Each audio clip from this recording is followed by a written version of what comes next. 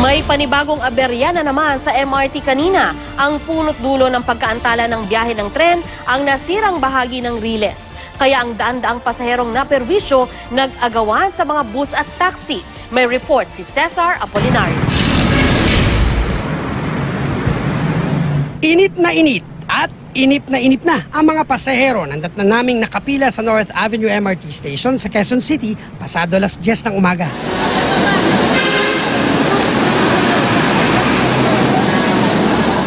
Ang ilan, dumiskarte na lang para hindi pagpawisan.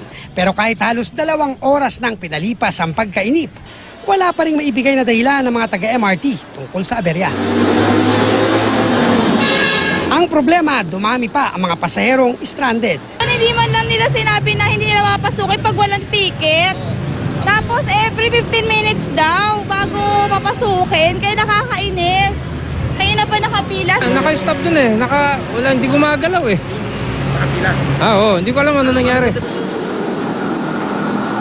Maya-maya pa ilang gwardyang umikot. Bitbit ang puting papel na ito na may nakasulat na abiso na magkakaroon ng biyahe pero mula North Avenue hanggang Shaw Boulevard lang. Sa mismong riles ng tren, ilang tauhan nila ang tila may inaayos. Ilang sandali pa, may bumiyahe ng tren. Pero dahil marami ang nakapila, may ilang pasaherong nainip. Kaya nakipagsiksikan at nakipag-agawan sa pagsakay sa taxi o bus. Ayon sa tanggapan ng General Manager ng MRT na si Al Vitangcol III, nasira ang isang bahagi ng riles sa pagitan ng North at Quezon Avenue stations.